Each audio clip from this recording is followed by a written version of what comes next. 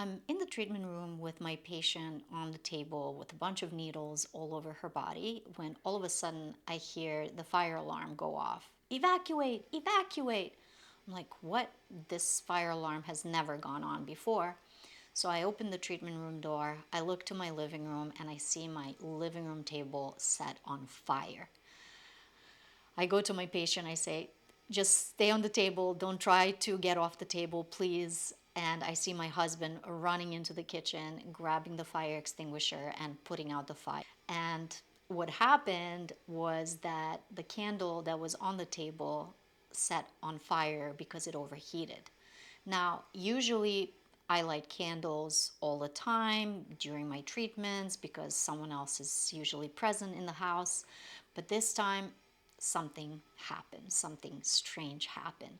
And thankfully, my patient knows me well, so she was content enough to stay on the table with the needles on her body. Otherwise, we would have had that situation like that commercial, remember, with the guy full of needles all over his body, the building sets on fire, and he's like looking down through the window whether to jump out the window or what to do next, right? So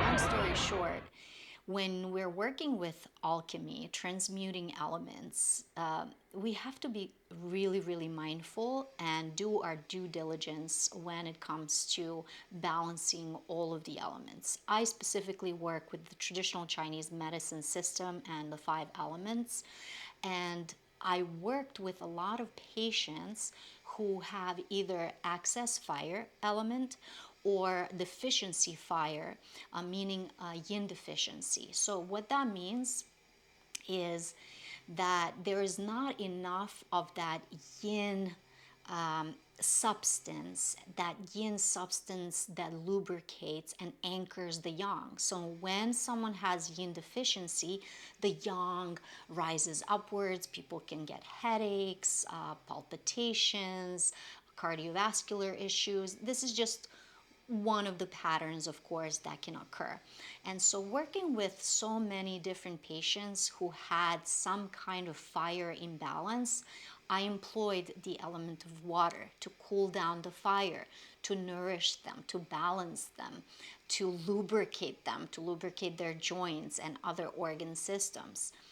And at the same time, because I'm the fire element, naturally, and I was born in the summer, in the month of August, so Leo being my fire sign, sun sign, there's just a lot of fire in my house, energetically speaking. So in order to cool down and tone down that fire, my husband and I also decided to change the color of our front door to a deep blue color, so we can invite more of that water flow, free flow, including more financial abundance, etc. However, what I didn't realize is that I employed too much water during my treatments, too much water throughout my house, and I didn't allow the elements to be completely balanced. So maybe this burst of fire in my living room would have occurred anyways. But I have an inkling that because I worked with too much water, and it was the season of summer when I was treating these patients, the fire just wanted to come through and ignite, and that was in the form of setting my living room table on fire.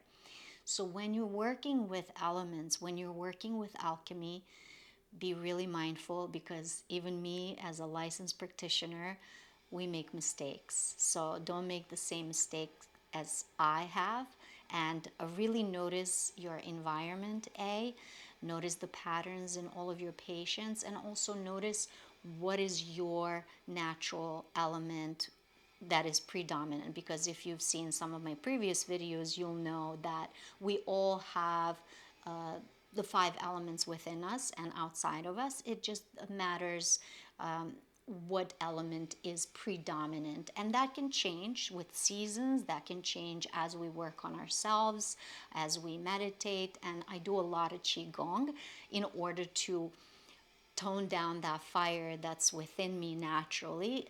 That is just my constitution. So doing qigong and practicing more of the water element and cooling myself off also contributed to that fire burst in my house. Now, another instance where the balance of elements can go a little bit haywire, and we can see it in our everyday environment. My sister-in-law calls me one day and she says, "Hey, Chris, I'm wondering if you could help me out with something. I don't know what's going on." It was summertime, and all of a sudden her dryer stopped working. And at the same time, her kitchen sink started to leak. And I said, let me think about this from a five element perspective and see if this information could be helpful to you. So I said, in the summertime, there's this abundance of yang energy. So in the theory of yin and yang, like I mentioned, yin is this cooling, lubricating substance, and yang is the fiery, active substance. So during the summer, when the yang is most active, maybe she was using too much heat in her dryer and her dryer stopped working. And at the same time, to cool off that heat in her house, in her environment, her kitchen sink started to leak. So sure enough, she started using a lower setting on her dryer. Her husband, my brother-in-law, actually ended up fixing the sink, and everything went back normal in the house. So once again, just being mindful of our environment, how we use this knowledge of the five element system and other systems like the Ayurveda and the Hindu tradition. They use different elements slightly than traditional Chinese medicine.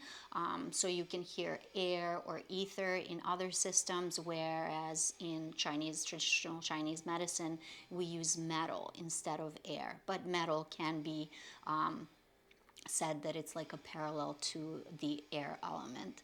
So I hope this little anecdotal story, you know, interested you and you find something useful out of it. And if you're interested in hearing more of this kind of stuff from my personal experience and my practice, please leave it in the comments below, and I will sure make more videos. I'll see you next time.